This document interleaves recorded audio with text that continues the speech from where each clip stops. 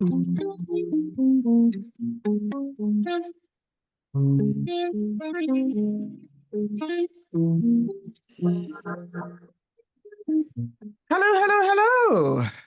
Morning. Morning. You all right, love? Morning. Morning. Who's going to introduce the show? Haley, I think you should. You've not done it in a while. Yeah, I think so. Good morning, everyone, and welcome to Sisters Catch Up. My name's Haley. I'm the youngest of the three sisters. I've just been to the gym. I'm back home, and it's a wonderful day. Over to you guys. Wow, let me go next. The sun is just absolutely beautiful. I went out to my car this morning and I thought, my gosh, the sun on my back. I've got a vest on if you're just listening to this. And I thought, oh, there's nothing like sunshine. Good morning. Lovely to be here. Sandra? Good morning, folks. Good morning, sisters. You're both looking fab today. It's a great day. It's a wonderful day in London. I have to say, however, that that sounds like a bit of a song. I think you need to sing. Oh, shush. I have to say, however, I've just returned from outside the country, so the sunshine's not that impressive to me at the moment. But I'm glad it's shining because before I left, it was quite cold and chilly and rainy. But it's wonderful. I spent some, you're not grateful? I was about to say that, but I'm grateful for any little sunshine we can muster up in the UK. So yes, great to be here, ready for a great show. Let's do it. I must say your lip is looking rather fetching. Yes, it's popping, isn't it? Yes, it is popping, isn't it? A little tan going on. Can you see it? Well, yes, I can. Got a little colour, yeah. I thought I put on some red lipstick because I thought it would complement my skin colouring, Yes. And I'm loving it. Oh, lovely. Yeah. Yes, for those who have been away in the sunshine. Anyway, I'm not bitter. You sound a little bitter and twisted. No. Okay, all right.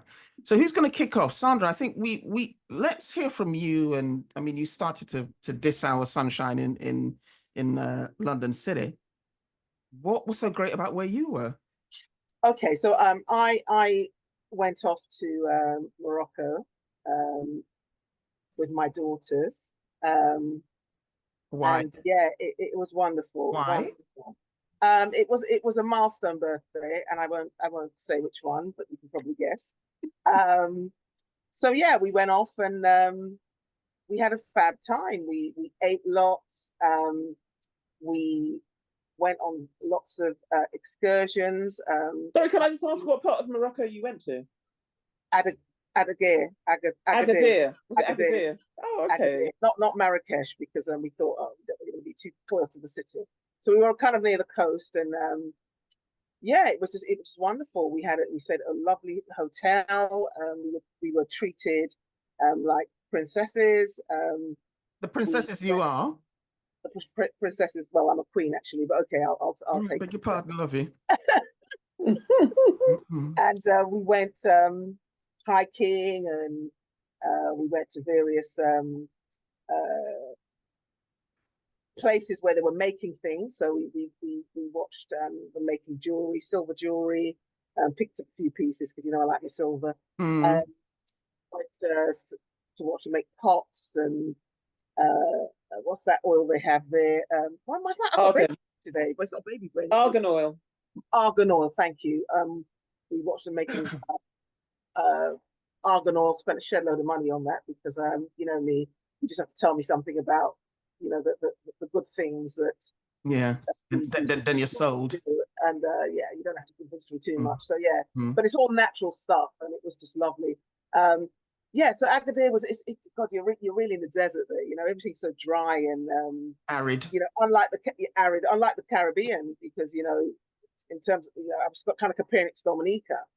And Dominica's so lush and everything's green and everything grows and moist. It's a different, It's a different kind of heat, so hence why I'm quite burnt. But anyway, I'm not actually burnt, but I look burnt. Well, I noticed your nose was a little darker. my prominent nose. So that's the first thing you're going to see. But yeah, it was a lovely trip. Great bonding with my girls. And yeah, I'd go back again. And I don't say that often. If I've gone somewhere and it's like, okay, I've done that, but I Yeah. would go back again. I think there's lots to experience, and yeah, and they cater for vegetarians. So you know, I was Yeah, my yeah. heart was content really. And were you the hotel? Was it all inclusive? It wasn't all Okay. inclusive, although it didn't feel like that so much because it was everything was of of a high standard. So Yeah, yeah. you know, I didn't feel that I was kind of you know, they held Castle back. being hoarded from Yeah, one yeah, thing to another. yeah. Yeah. It was really lovely, and met some really lovely people at the hotel. Um, yeah, and I had a spa day with the girls. We did a hammam, they call it, um, where they they worked us out. I mean, when I finished, I almost had an out of body experience when I was there. In fact, I had an out of body experience when I was there because it Wow. was so good. And there was Mhm. a point where I felt that I was sort of elevating above my body and looking down. Wow. It was. So would you recommend it? Oh my God, yes, of course. And Okay. of course, because you're in situ, you know, if you had to pay for that over here, Mhm. you're talking about at least a couple of hundred. I mean, what they did over there was just amazing. And yeah, so I recommend it. Absolutely recommend it. Okay. Okay. Remember I went to Marrakesh a couple of years ago? Well, Yeah, yeah, about 3 years ago. And that hammam thing sounds quite similar. similar. A group of us were taken into this sort of, you know, sauna type Mm, room, and they mm, worked our bodies, man. mm-hmm. Okay. It's probably the same thing. Yeah, It's one the same after the thing. other. Yeah. Yeah. That was I one. mean, what was funny is when you know, when the women came in to kind of collect us, um, I had a really tiny woman, so I thought, well, what's she going to do? I mean, you know, Mm, out of the three of us, look at I'm the what them talawa.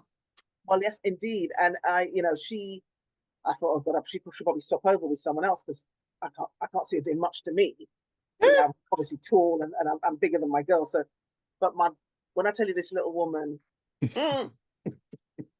flipped me and do what she had to do, oh my God, the people know what I'm gonna do.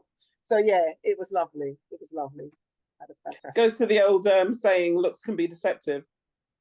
Yeah, it certainly was that in this case. I really. Mhm. And I guess if you know what you're doing. Yeah. Yeah. Yeah, Exactly. she's got the technique. It's a technique, isn't it? So Mm. you know, she's probably dealt with sort of big men and burly men and so on. So she knew Yeah. what she was doing. It was lovely. Lovely. Fantastic. Sil, have you been anywhere nice that you want to share with us? Well, of course. Okay. As you know, my son and I hopped over to Lisbon for a few days. Again, another bonding experience. And my Lord Almighty, I've walked thousands of steps. Let me just put that out there. I mean, the weather was glorious, but Mhm. my goodness, and Adrian, my son, of course, he likes to walk. Yes. And that place is very hilly. And both of you have been there, haven't you, before, to Lisbon? Yes. We went together once, I remember. Not me. But No, me and Sandra went together once. Yeah. Oh, There were a lot of Brazilian restaurants. The food was good, and Brazilian the food. That's what. food was on point. I Yeah. tell you, had I stayed there any longer, I wouldn't be able to fit in the house. Yeah. Well, not that I can anyway. But anyway, no, but it was lovely. And again, the thing I love, obviously, about taking breaks is the whole slowing down thing. Well, trust me, I had to slow down because them Hill Adrian had me walking up and down. It's not Adrian that had me, but the Lisbon had me walking up and down. And you know, their streets are all they're all not. It's not cobbled, but it's they love tiles. Sort of marbly. Yeah, Yeah. and Oh, at points I was thinking, if it rains a lot here, how do people manage? what do you mean marbly? It's not mosaic tiles or anything like that, is it? It's a rock. The rocks are quite shiny, aren't they? Yeah. Oh, On the ground. I remember that. Yeah. And okay. their whole thing is about tiles. So some of their older buildings and even some of their moderner ones have they love to use tiles. Ceramic tiles. Yeah. Ceramic tiles. Okay. On the streets, it seems to me a similar type of material is used. I mean, we would Okay. we have cobbled streets here, and in various other places in Europe, they have cobbled streets. Same principle. but I would think very slippery. Okay. But I saw some older people there, boy, and they were just marching up them hills. Yeah, maybe looks can be deceptive. Huh? Maybe back to that adage, looks can be deceptive. Well, I mean, indeed. I'd imagine they're building themselves up to a big old lawsuit if they were slippery. Well, trust me, I broke my neck about 3 times because I tripped. And it was, that's you, isn't it? You need to lift your feet up. You need to lift the feet up when you're walking. When you're exhausted, one does kind of drag one's feet somewhat. But lovely place. Would recommend it. I'm sure the locals obviously know how to navigate the streets as well. Yeah. What they're used to, isn't it? Yeah, and lots of eating outside. You know how it is. I love all that. So it was a really lovely trip. Did the obligatory tour bus thing. Oh, yes. One of the things I found quite interesting though is some of the tour bus narrative that you get. You get the sort of headphones, and then they tell you some of the history. And Portugal, along with lots of other places in Europe, colonized a lot of places. Oh, absolutely. And Portugal was quite instrumental in colonizing parts of India. Yes. Yeah. But on the tour narrative, what you was hearing was there were settlements in like India, and so I was like sitting there rolling my eyes. I thought, settlements, colonization by any other name, but So but loved it, enjoyed it. We'll be going back in a couple of weeks to see my son and his partner. So yeah, lovely thing to do though. You kind of reminded me, and I forgot to mention that I did this hike over mountains, a mountain hike, and it was just awe-inspiring. It almost felt like I was in the Grand Canyon, and it's because it was so, God, the mountains were so huge. I just felt like this little dot. So I had a moment. You know your picture on your WhatsApp, is that you? That's Keldra. Oh, okay. Yeah. But I think that picture captures the enormity of the mountains, and we were just kind of like this little dot in there. So yeah, it kind of I had a few moments there, just kind of taking stock of who I am in the scheme of things. And when you feel so tiny, it kind of puts everything into perspective, I think. But yes, walking's good. Good, yes. Haley, have you been anywhere? Have you well, I mean, I'm asking that tongue in cheek because I know you ain't been anywhere, but you have, haven't you? I've not been soireeing in don't put it like Agadir or Lisbon. No, one's been in London town, but this week I did go to a nice hotel. It's called the Tribe Hotel in Canary Wharf. Can I interject? You've been doing this consistently over many weekends, haven't you? It's not weekends. It's the nature of the industry that I'm in. So let's get it into perspective. It's not a jolly. It's work. Excuse me. But the hotel was great. The Tribe Hotel, Canary Wharf. If you get an opportunity, go and check it out. It's kind of sponsoring our show. No, they're not, but they may do the next time. And so on Thursday evening, I went there. Lovely dinner. The sales director, fantastic guy. And then for the first time, I'm not sure. Well, I don't think either of you have done it, but it's virtual clay pigeon shooting. Oh, so, yes, with the gun. Yes, so a rifle. So we went off to the bar. It's also in Canary Wharf, but to do virtual clay pigeon shooting, which is a lot of fun. Why do you think we wouldn't do it? No, you haven't not done it. I haven't done it. Sorry, you haven't done it yet. Okay, sorry. But if you get a chance to do it, it's a lot of fun. I thought I was going to be better than I actually was, but you miss your target, darling. You miss your target.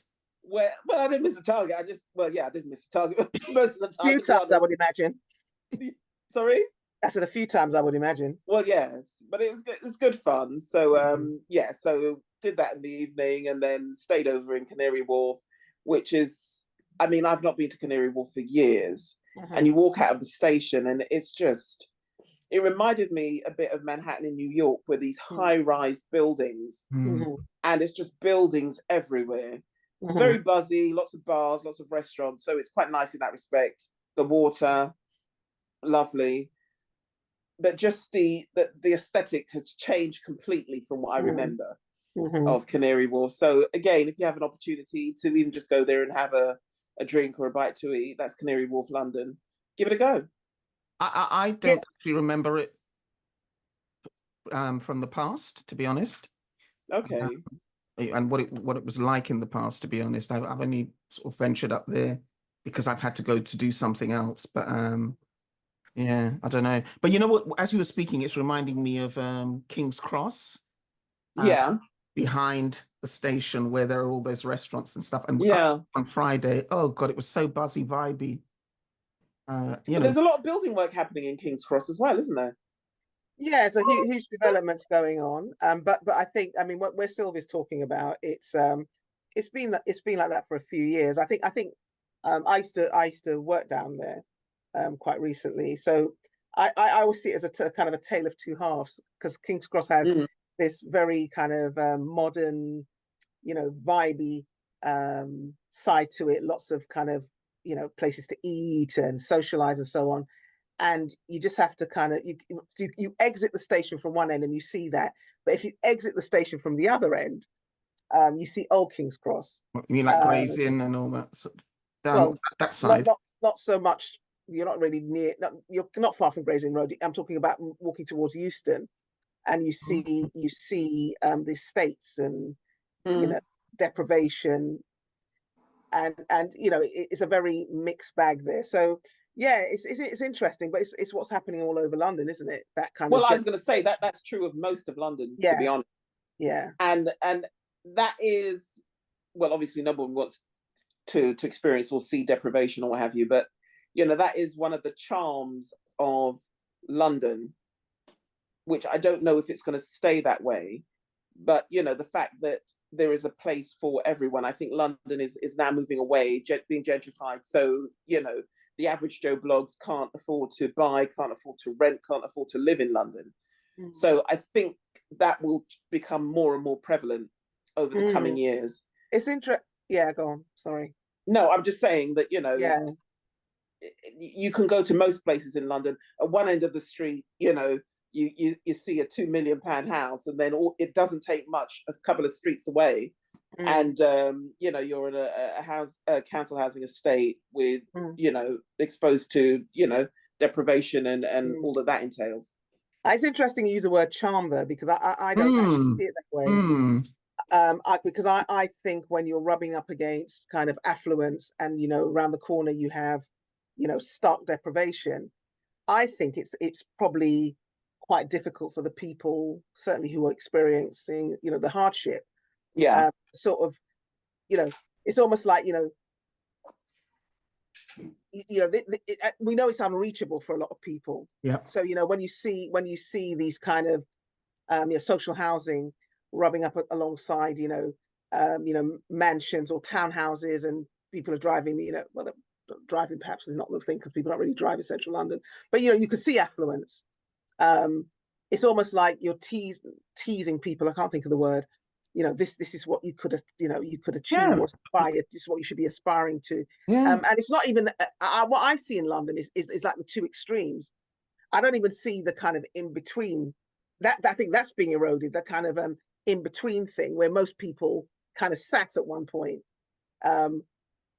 What you're seeing is the two extremes. You're either affluent or you're not. And I think that's hard for me to. I find it hard when I'm moving around London to see that.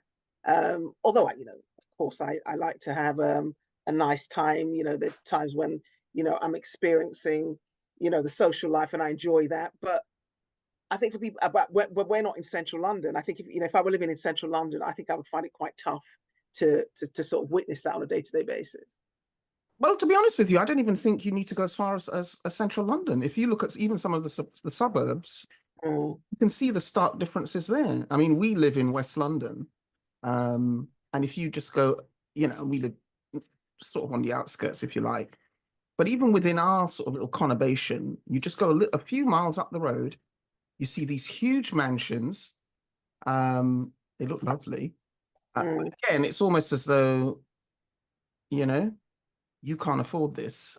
This will Yeah. not be in your reach. And I Yeah. know that's a negative viewpoint to take. But it's a reality for most, isn't I it? think that's a lot of people's reality. Yeah. I mean, I hear what you guys are saying, but the reality is that we live in an unfair and unequal society, and that's the reality of it, you know.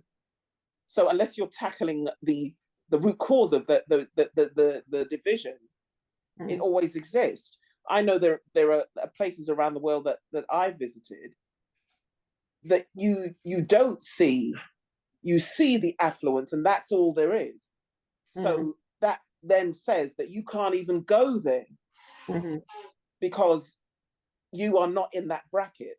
So, I mean, maybe charm is the wrong word. But I think there is, we understand the reality, we understand the societies that we live in. You know, let's not get it twisted and pretend that anything else exists. But you see, the world we live in is unfair. These societies are unfair. And yeah, you don't want it rubbed in your face necessarily every day when you walk to the end of your street and you can see a townhouse or a multi-million pound dwelling with 2 people living in it, and you're a family of 8 living in a 2-bedroom 5th floor flat. What about the subtext around you need to be contented with what you have? But I think you find your joy irrespective, I think. Yeah. I don't know about contentment, but you find your joy. You have to find your joy and peace within your life. Yeah. I mean, I think for me, I think London has changed significantly in the last sort of 30 years. I think that it was a good thing when we joined Europe and we got all this money from Europe, and London needed an overhaul. It needed to be it needed to be kind of renovated, if you like. But I think what's come from that, the money was attracted to places in London and around the country as well. It wasn't only London, sort of cities. Money was pumped into cities around Europe, and I think my thinking around at the the time, UK. Yeah, around the UK, so Manchester, Birmingham, wherever. Yeah, no, you said Europe. Sorry? You said Europe. Money but was around pumped Europe around too. Europe. I mean, this was European money that was, was divvied around Europe. I mean, I don't live in other countries, but I know that the money was divvied around Europe. The UK got a lot of money, significant amount of money, and I think what I thought at the time was that when we attracted the money, it would elevate the lives of people who were kind of at the socially and economically at the kind of, for want of a better word, bottom of the ladder. But what then happened was that the money came in, and then they gentrified these areas. So they brought in people who could afford to live in those places, and almost pushed out, and they're still pushing out, people who had come from communities in London, and decanting them all over the country because they can't afford to live in London. And I think there's a huge unfairness to that, because what goes with that is that you're breaking down communities, and we know what happens when you break down communities. It creates unrest. It creates separation from people who can support you. Even if it's your kind of immediate family, or people that you grew up with, or communities that have been together for a long time. So London has become that, I think. And I always remember when we went to it was years ago, back in the 80s, when we went to New Jersey, and I saw that you and I think we went for a walk one day, and we were staying in some apartments on a particular street, and then we walked to the top of the road, and we saw these kind of huge houses, and we made I don't know if you remember this, Ailey, but we actually made a comment about, my God, look at how different these properties were. And how many years later, 40 years later, London has become that. So it's an interesting one to watch, I guess. I hear what you're saying, and I agree to a large extent. I think that that has always existed in London. But Was it always in your face in that way? maybe it's become more stark, but it's Yeah. always existed. Yeah. But let's move on to something a bit cheerier. Yes, and I've got someone outside making a lot of noise with machines, so every so often I'm going to put my thing on me. Okay. It's you causing the racket, is it, Sylvia? Yes, I'm sorry. Yeah. All right, ladies, next topic. Because I actually, you guys know me, and I say as my sisters, I'm quite impulsive, and I like to do things at the last minute. And all the time, it doesn't always work out, and it's not necessarily the way to be all the time. But Right. are you feigning a little bit of guilt there? Because you don't feel that. No, I don't feel guilt, but it's an acknowledgement that when you do things on the impulse or last minute, you have to go with what you have to take what goes with that, and sometimes it works out and sometimes it doesn't. So I think what I'm saying is, I take accountability of that. So sometimes when it doesn't work out, it just doesn't work out. But very often it creates excitement in me. I kind of like to. Haley's face. Oh, ask for her. I'm listening. I'm not saying anything. I'm ready for her to come back because she's so not like that. She's the other extreme, isn't she? So what sort of last minute or impulsive things conjures up for me is a level of excitement, because I always wonder if I'm going to pull it off. Very often I do, because that's the way I operate. But it can create a level of anxiety, particularly if the pressure is there to pull it off. So do you have an example? That's my take. Okay, I'll give the most recent example. So today, we've got family members who are, leaving the country next week and for a long period of time and so on. So we've been talking about doing something as a family, and I kind of put the call out last week. And was it last week or was it yesterday? No, the call came out on, I think, Thursday or Friday. Okay. Should we go out for a meal? And I put the call out, but in true Sandra style, didn't kind of follow through with any kind of dialogue in terms of confirmation of where we were going and so on. So it was one of my daughters that sort of kind of prompted me this morning. Oh, are we still going out? You haven't put anything out there. And then it was like, oh my God, yes, I haven't. I mean, I've been talking about it, but I haven't sort of shared it with anybody. So I had to kind of spur into action. So this morning was quite a busy morning for me, booking tables, communicating with family members to see who's coming and so on. And to the point where, we had a couple of things to do this morning, also coming on the podcast. And I thought, oh God, my timing's out. If only I had done this yesterday, I could have saved myself a lot of bother this morning. But anyway, pulled it off. Everything's booked up. So yeah. But yeah, so that again, that's I could have made life easier for myself if I'd sort of done it in advance. But as in true Sandra style, it didn't happen that way. I can see an expression on your face, Sylvia, as though you want to say something. What I was thinking as you were speaking was, let's hear from Haley, because Haley is absolutely not that way inclined. So close my files, please, Sylvia. Close my files. Share your view.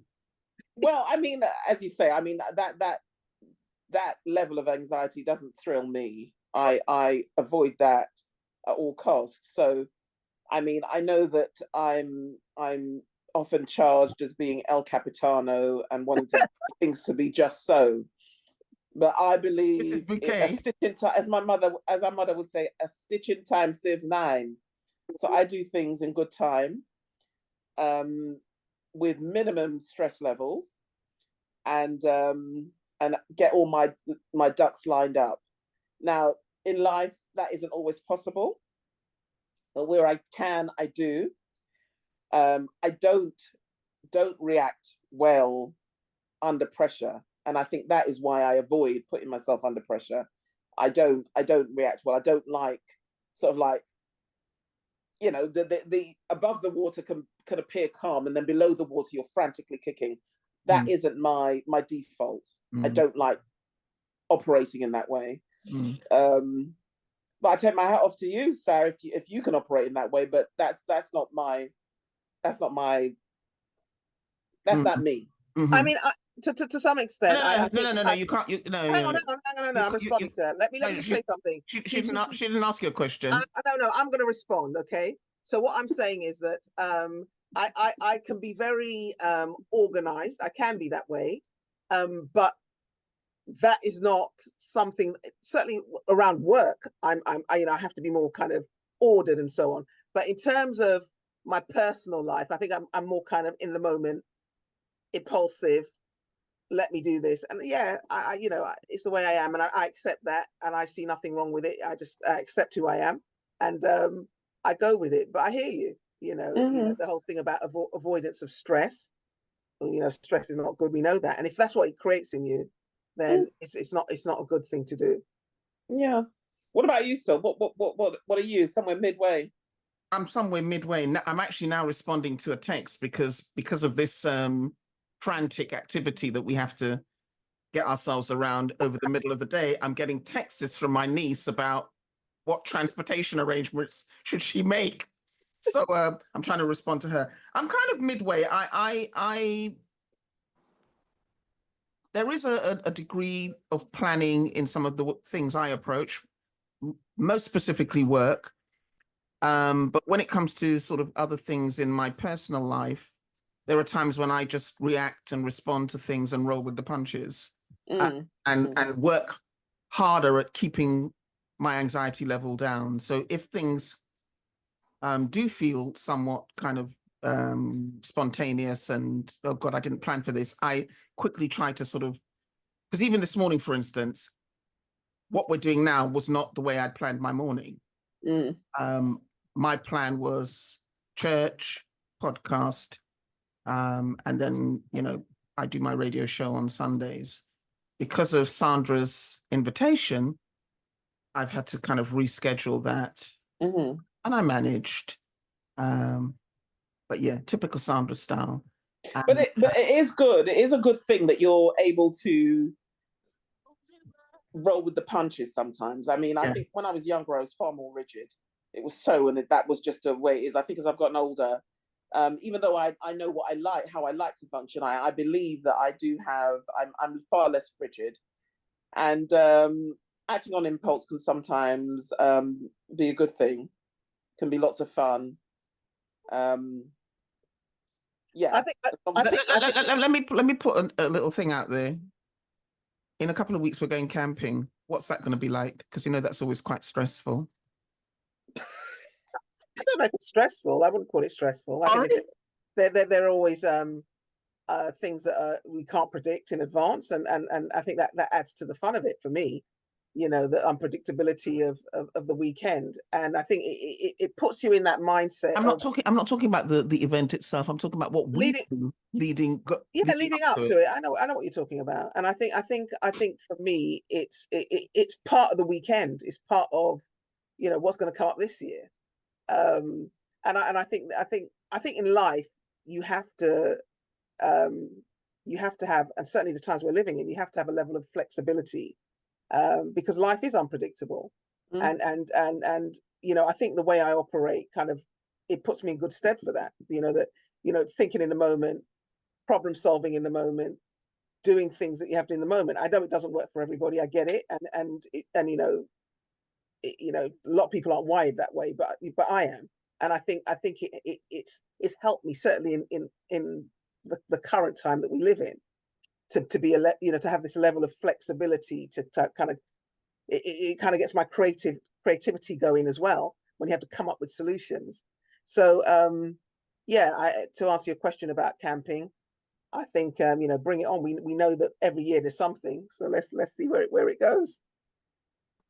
Well, my boys won't be coming this year, so not that it but when they come, they were on my behalf. There's more preparation that I need to take into account.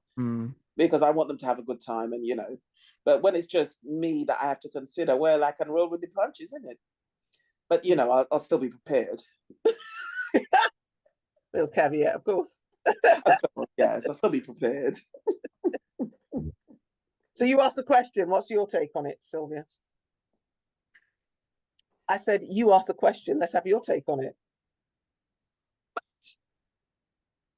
I'm looking forward to it as always. And in terms of the actual camp itself, and for those of you who don't know, every year, or for the past 10 years, 10, 12, No, Past 12, 10. 13 years, 14 Yeah. years. 14 years. Okay.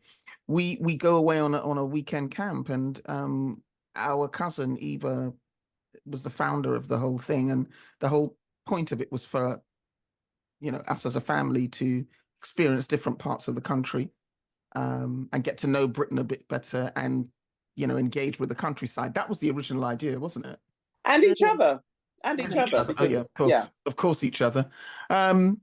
So we've been doing it for the last 13 years, and it's always amusing to tell the tale about. We started off in tents, we graduated to pods, we then moved on to higher dormitory. Sorry? Dormitories. That's the one. So that's what we do now, and we call it glamping, but it's still a whole kind of shared experience, shared space, and every year, despite what the little stresses prior leading up to it, we always end up having a really lovely time and enjoying each other.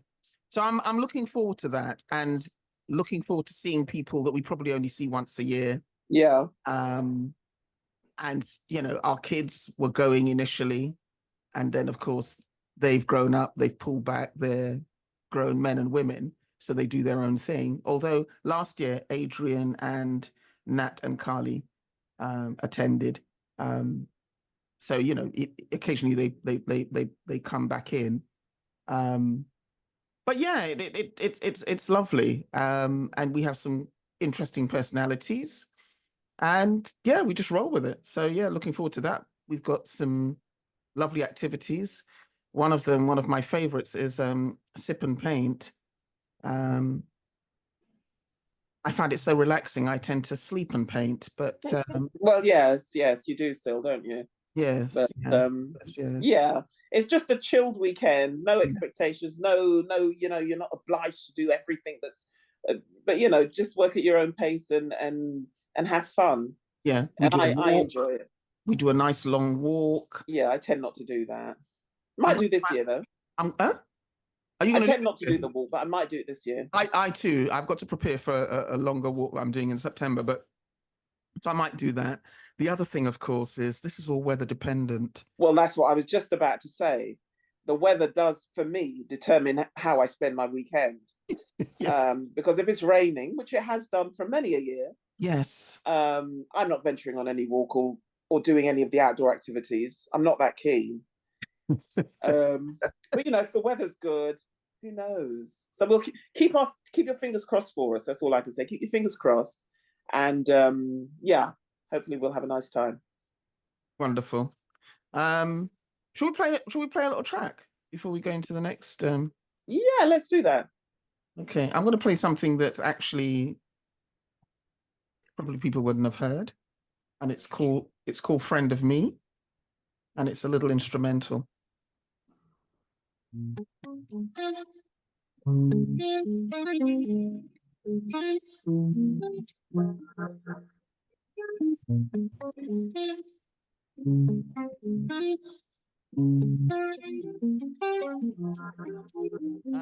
Final topic. I can't remember what it is.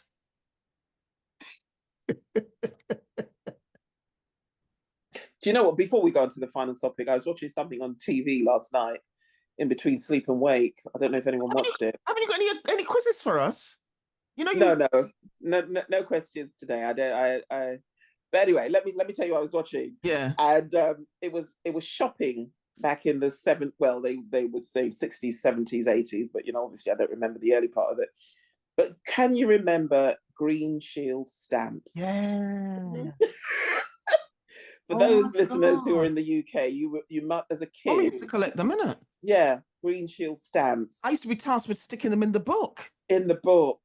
And it was hysterical because I hadn't thought of Green Shield stamps for I can't tell you the last time I thought of Green Shield stamps. Co-op had them as well. Loads of retailers apparently were signed up for it. It's equivalent to loyalty points, isn't it? Really? Yeah, essentially. It's the same. Essentially, nothing changes under the sun, really. But they were saying that you, in order to get anything worthwhile, I can't remember it was some little nonsense. Anyway, you had to have something like 300 and something books. It was hysterical. But Green Shield stamps, and they talked about the shops that we've lost from the high street, British Home Schools, C&A, Woolworths General Store, and Richard Shops. But it was a lovely filled with all the pretty things. Exactly, the adverts. They showed some of the adverts. Lord, and it was a nice nostalgic watch. Mm-hmm. But I was going to ask you actually, but you guys managed to explain it. I've forgotten how Green Shield stamps worked, but you redeem them against an item. Yeah. And apparently there were Green Shield stamp stores or stores that you could redeem them in. I don't remember that. No, I don't remember that. No. Too young for that. Yeah, before our turn, but you might remember that still.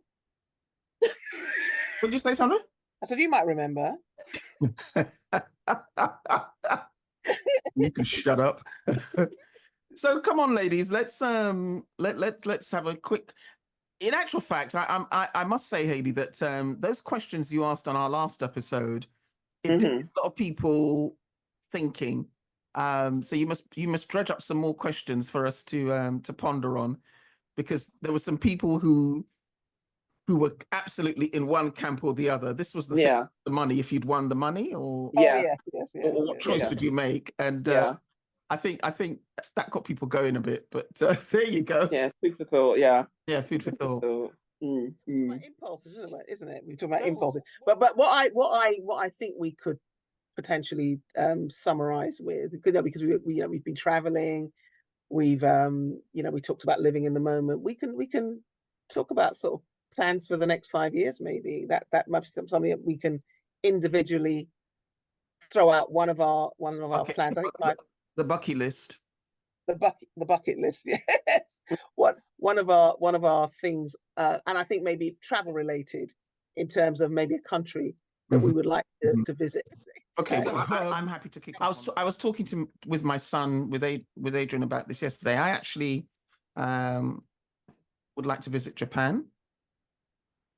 And mainly because of what I've heard him say about it, and what his observations about some of the customs, and I think we came to the conclusion that society, and this may be a gross generalization, but the two important things that seem to be a theme in that society is respect and honor.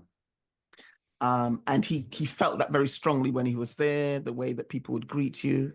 I said, they may well have their thoughts about you privately, but they don't display, there are no public displays of affection. There is always a sort of a reverence that they Japanese people kind of communicate with. So I'd like to see that, as well as to see how the country is organized, and extremely organized in many respects. So yeah, I just want to have a look at that. I just want to see how that works. I'm very curious about that. So that's one of the places I'd like to see. Of course, I'd like. I do want to visit the motherland, and I do hope that one place. Oh, I thought you said one or two. I beg your pardon. All right, go on then. Hayley, do you want to talk about where you might want to visit in the next couple of years? There is nowhere in the world that appeals to me that I would want to necessarily visit in the next couple of years that I haven't been to already. So I want to travel. I want to travel to places that I've been to. When I was younger, I traveled a lot. I find traveling now is not as pleasurable as it used to be. So the actual getting to and from doesn't appeal to me in the way that it used to. There is nowhere in the world that I know of that is drawing me to that place. But I'm open. I'm open. So maybe the universe will reveal somewhere that will kind of like say, oh, Hayley, you need to go there. And then that's where I'll go. But as of just off the cuff, there's lots of places I haven't been to, but there's a reason why I haven't been to them. Somewhere, even if it's somewhere that you've been to before that springs to mind that you'd like to go back to. Well, I mean, there is. I'm to and from the Caribbean because there are obviously things that need to be done that I'm doing there. But anywhere else in the world, I mean, Europe, because it's accessible and easy, you know, for a weekend or, you know, various places in Europe, which have a better climate than here, they may appeal to me. But in terms of identifying, you know, I don't like traveling in the way that I used to. I like good times, but I don't like traveling. So maybe work will take me somewhere that will reveal something else to me. But there is nowhere. I'm happy in Blighty. All right. Lord. Lord of mercy. And Sandra, finally to you.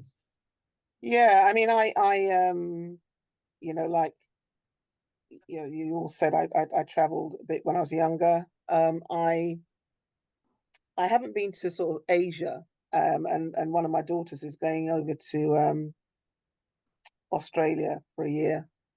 So I think that's going to give me the opportunity to, when I visit, to kind of explore that side of the world. Now, as you all both know, I'm interested in sort of spirituality and alternative ways of living.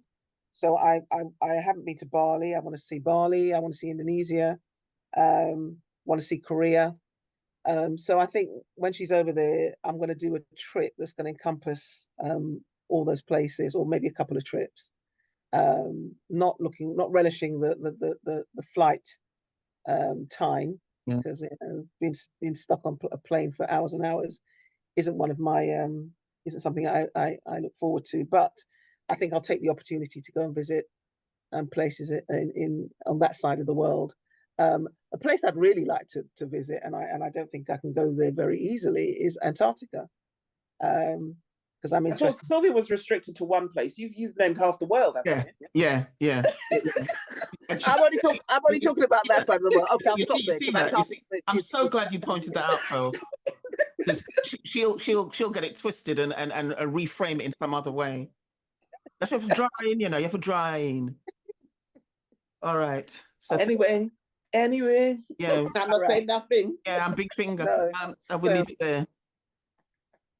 But it's been a lovely catch up, girls. Yes, it has, and I look forward to another one soon.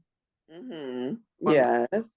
All right, and thank you so much for those who are listening to the chat, and do feedback to us, and you know, let us know your amusing reflections on what we chat about, and then we'll include them in the podcast if we can remember.